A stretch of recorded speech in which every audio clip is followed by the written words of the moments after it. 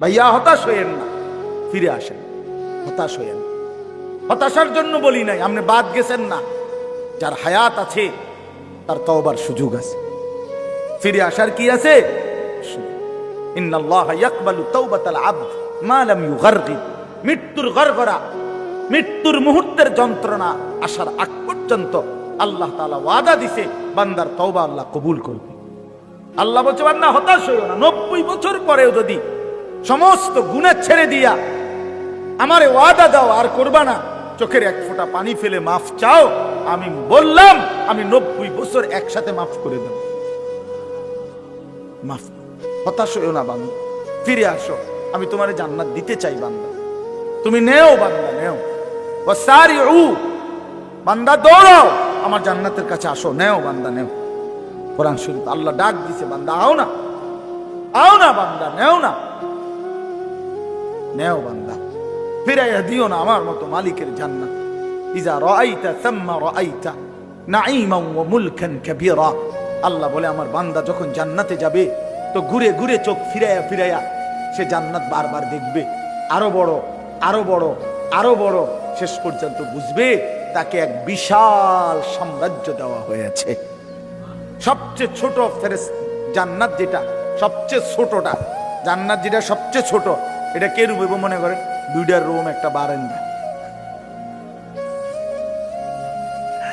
2টা রুমের একটা বারান্দা, এটা সদর বদর মনে করছেন আপনি? এটা 10 দুনিয়া বরাবর সবচেয়ে ছোটটা।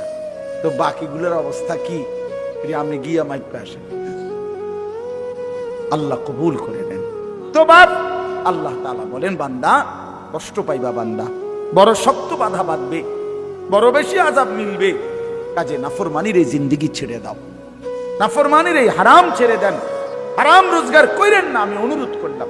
মিথ্যা বলিয়েন না, সুদের টাকা কিস্তির টাকা নিয়েন না আপনি, ইনশাআল্লাহ এমনিতেই জিন্দেগি চলবে, এমনিতেই হাজারো মানুষের জীবন চলতেছে। আপনি যতদূর পারেন জিফুতের লাগিয়া কইরা যান, বাকিটা ওরা করবে, আপনি পুরা শেষ করতে পারতেনও না, দরকারও না।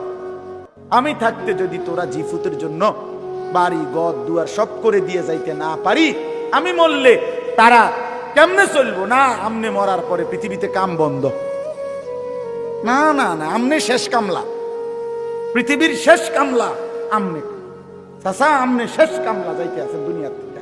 আমনে মরার পরে সূর্য ডুবে যাবে, চাঁদও আর উঠতো না, পৃথিবীতে আর কোনো কাম কাজ সব বন্ধ হয়ে যাবে, তারপরে শেষ কামলা যাইতে আছে দুনিয়াতে। এটি কথা হইল মিয়া? আপনি মরলেও পৃথিবীতে কর্ম, পৃথিবীর আলো বাতাস সব থাকবে কিনা বলেন না কেন? এবার শেষ কথা হলো, আল্লাহ তাআলা বলেন ইয়া আইয়াতুহান নাফসুল মুতমাইন্না ইরজিই ইলা রাব্বিকি রাদিয়াতাম মারদিয়া। আচ্ছা এটা কি? আমি একটু বুঝাই। ওই ছোটবেলায় আমরা প্রাইমারি স্কুলে যখন পড়তাম, আমরা 5 ভাই, তো কাছাকাছি, বা আমরা 3 বোন, তো কাছাকাছি পিঠাপিঠি ভাই বোন ছিলাম আমরা, কাছাকাছি বয়সের, একই প্রাইমারি স্কুলে পড়তাম। আমার আব্বা প্রাইমারি স্কুলের মাস্টারি করতেন আর মসজিদের ইমামতি করতেন কুমিল্লা শহরে ঠাকুরপাড়া। একসাথে আব্বার স্কুল এবং মসজিদ রাস্তার এই পাশে ও পাশে ছিল। তো আমরা ওই স্কুলেই পড়তাম, আর আব্বা স্কুলে মাস্টারি করতেন আর ওই মসজিদে, ঠাকুরপাড়া বড় মসজিদ বলে, এখানে ইমামতি করতেন। 43 বছর আব্বা ওই মসজিদে ইমামতি করছে। তো ঠাকুরপাড়া জোড় পুকুর পাড় আমাদের বাসা ছিল, ওইখানে আমরা, আমার আব্বা খুব রাগী ছিলেন, খুব রাগ ছিল আব্বা, আব্বার কঠোর শাসন আমাদের উপরে ছিল। আলহামদুলিল্লাহ বাবার কঠোর শাসনে 5 ভাই বাবার, আলহামদুলিল্লাহ আল্লাহর দয়া, আল্লাহই করছেন, 5 ভাই আলেম হয়েছে।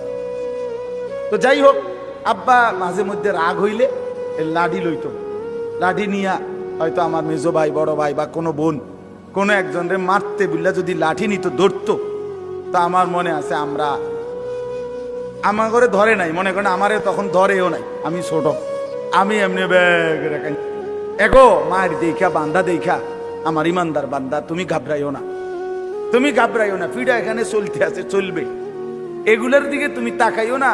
ইয়া আইয়াতুহান নাফসুল মুতমাইন্না, হে আমার ইমানদার পবিত্র আত্মা, সারাটা জিন্দেগি তুমি আমার জন্য হয়েছিলা, আজকে ইরজিই ইলা রাব্বিক, আমি রবের কাছেই তুমি আসো, আও বান্দা আমার কাছে চলে আসো, তুমি ঘাবড়াইও না, রাদিয়াতাম মারদিয়া, আমিও তোমার উপরে খুশি, তুমিও আমার উপরে খুশি।